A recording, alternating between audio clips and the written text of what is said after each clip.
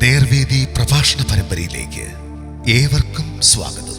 സുവിശേഷകൻ കുഞ്ഞുമോൻ തോട്ടപ്പള്ളി ഇപ്പോൾ നിങ്ങളുമായി ദൈവവചനം പങ്കുവെക്കുന്നു. ശ്രദ്ധിച്ചാലും.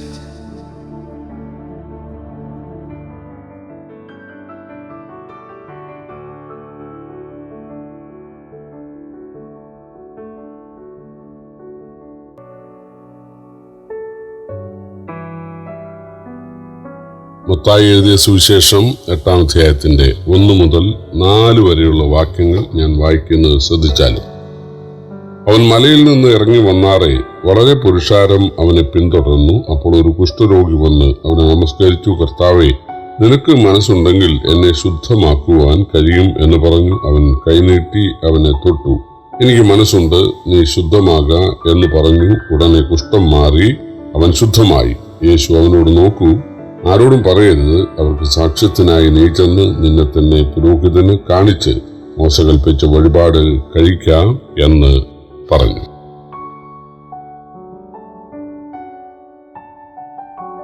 യേശു കുഷ്ഠരോഗിക്ക് സൗഖ്യം നൽകുന്നതാണ് ഇവിടുത്തെ വിഷയം. ആദ്യ 3 സുവിശേഷങ്ങളിലും വിശദീകരിക്കുന്നു ഒരു അത്ഭുതമാണിത്. യേശു ചെയ്ത 1-ാമത്തെ അത്ഭുതമല്ല ഇത്. മത്തായി ആദ്യ ഭാഗത്ത് ഇത് എഴുതുന്നേ ഉള്ളൂ. ഇത് പട്ടണത്തിൽ നടന്ന അത്ഭുതമാണെന്ന് മർക്കോസും ലൂക്കോസും എഴുതിയിട്ടുണ്ട്. യേശു ഇതിനോടകം ചെയ്ത അത്ഭുതങ്ങളെക്കുറിച്ച് കേട്ടറിവുള്ളത് കൊണ്ട് യേശുവിൽ വിശ്വാസം അർപ്പിച്ച് ഗ്രാമത്തിൽ നിന്നും ഈ കുഷ്ഠരോഗി പട്ടണത്തിലേക്ക് വരികയായിരുന്നു. കുഷ്ഠരോഗികൾക്ക് പട്ടണപ്രവേശനം നിഷേധിച്ചിരിക്കുകയായിരുന്നല്ലോ. യേശു ചെയ്ത മിക്ക അത്ഭുതങ്ങളും യഹൂദമതത്തിനും യഹൂദ ആചാരങ്ങൾക്കും എതിരായിരുന്നു. ആദ്യ അത്ഭുതമായ വെള്ളത്തെ വീഞ്ഞാക്കിയത് യഹൂദന്മാരുടെ ശുദ്ധീകരണ നിയമപ്രകാരമുള്ള കൽപ്പാത്രങ്ങളിൽ ആയിരുന്നല്ലോ. യഹൂദ പള്ളിയിൽ നിന്ന് കൊണ്ടുവന്ന കൽപ്പാത്രങ്ങളാകാം. ശബത്തിൽ പള്ളിയിൽ എത്തുന്ന ആളുകളുടെ കൈകാലുകൾ കഴുകാൻ വെള്ളം നിറയ്ക്കുന്നവയായിരുന്നു അവ. പള്ളി പ്രമാണികളും അവിടെ എത്തുന്നവരും ഇവയിലാണ് യേശു വെള്ളം വീഞ്ഞാക്കിയത് എന്നറിയണം. അതിനാണ് യേശു യഹൂദന്മാരുടെ ശുദ്ധീകരണ നിയമപ്രകാരമുള്ള കൽപ്പാത്രങ്ങളിൽ വെള്ളം നിറച്ച് അതിനെ വീഞ്ഞാക്കി മാറ്റിയത്. ഗ്രാമത്തിൽ ജനസമ്പർക്കമില്ലാതെ കഴിയേണ്ടി വന്ന കുഷ്ഠരോഗി പട്ടണത്തിൽ ജനമധ്യത്തിൽ വന്നപ്പോൾ അവനെ സ്വീകരിച്ചത് യഹൂദ മത നേതാക്കളുടെ മുമ്പിൽ യേശു ചെയ്തത് തെറ്റാണ്. കാരണം കുഷ്ഠരോഗി അവൻ പകർച്ചവ്യാധി ഉള്ളവനായതുകൊണ്ട് ജനവാസ മേഖലയ്ക്ക് പുറത്ത് കഴിയണം എന്ന് ബൈബിൾ നിഷ്കർഷിക്കുന്നുണ്ട്. എന്നാൽ യേശു ദൈവം മനുഷ്യനായി ഭൂമിയിൽ വന്നവൻ എന്നുള്ള വിശ്വാസത്താൽ കുഷ്ഠരോഗി വന്നിരിക്കുകയാണ്.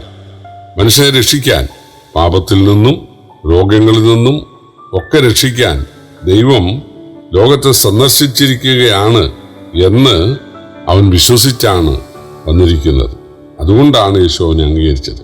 രണ്ടാമത്, കുഷ്ഠരോഗിയെ തൊടാൻ പാടില്ല. തൊടുന്നവനെല്ലാം അശുദ്ധമാകും എന്ന് പഴയ നിയമത്തിലുണ്ട്. യേശു തൊട്ടതിനാൽ വചനം ലംഘിച്ചെന്ന് അവർക്ക് ആരോപിക്കാം.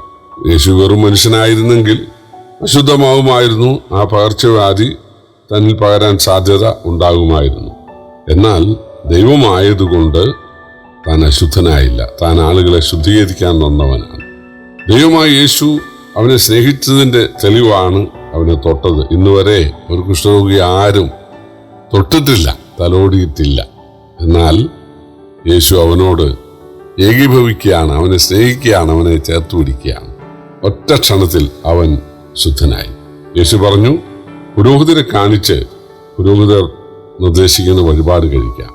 സൗഖ്യം പ്രാപിക്കുന്ന കുഷ്ഠരോഗിക്ക് ചില വഴിപാടുകൾ ബൈബിൾ നിർദ്ദേശിക്കുന്നുണ്ട്. പഴയ നിയമത്തിൽ നമുക്ക് കാണാൻ കഴിയും.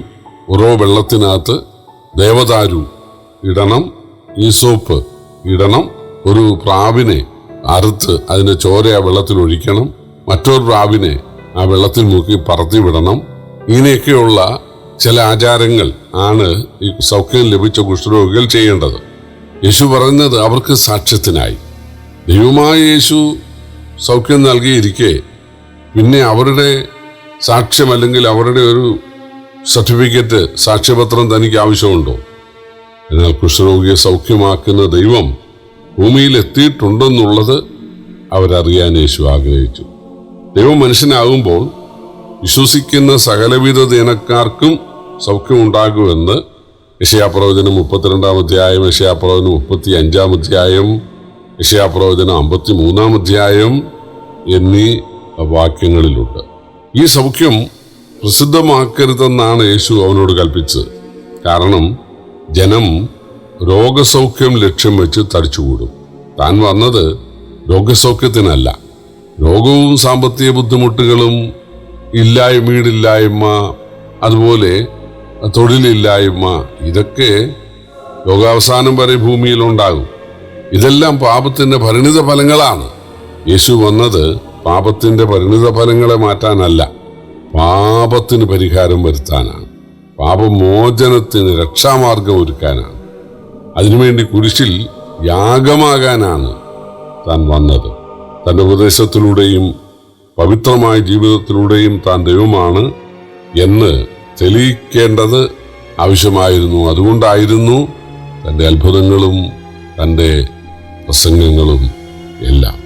പക്ഷേ ഈ സൗഖ്യം പ്രാപിച്ച കുഷ്ഠരോഗി തൻ്റെ സന്തോഷത്തിൽ അവനോടി നടന്ന് സകലരോടും പറഞ്ഞു. അതൊരു നല്ല കാര്യമാണ്. കാരണം യേശു പറയാതെ അവനത് ചെയ്തു. യേശു പറയരുതെന്ന് പറഞ്ഞിട്ടും അവനത് ചെയ്തു. ക്രിസ്തുവിൻ്റെ സ്നേഹം അവനെ നിർബന്ധിക്കുകയാണ്. ദൈവസ്നേഹം അവനെ വീട് വിട്ടിറങ്ങി നാട്ടിലെല്ലാം ദൈവം മനുഷ്യനായ കാര്യം പറയാൻ അവനെ നിർബന്ധിക്കുകയാണ്. പ്രിയപ്പെട്ടവരെ, നമ്മളും അങ്ങനെ ആയിരിക്കണം. കർത്താവ് നമ്മളെ രക്ഷിച്ച് ആത്മീക കുഷ്ഠത്തിൽ നിന്ന് നമ്മളെ വിടുവിച്ചു. അതുകൊണ്ട് നമ്മൾ ഈ ദൈവമായ യേശുവിനെ കുറിച്ച് സാധ്യമായ സകല ഉപാധികളും ഉപയോഗിച്ച് യേശുവിനെ കുറിച്ച് അറിയിക്കണം. അപ്പോൾ ആളുകൾക്ക് യേശുവിൻ്റെ മഹത്വം, ദൈവം മനുഷ്യനായ കാര്യം അവരറിയും. അവർ അതിൻ്റെ ഗുണഭോക്താക്കളാകും. ദൈവം നമ്മെ സഹായിക്കട്ടെ. കർത്താവിൻ്റെ വിലയേറിയ നാമം വാഴ്ത്തപ്പെടും.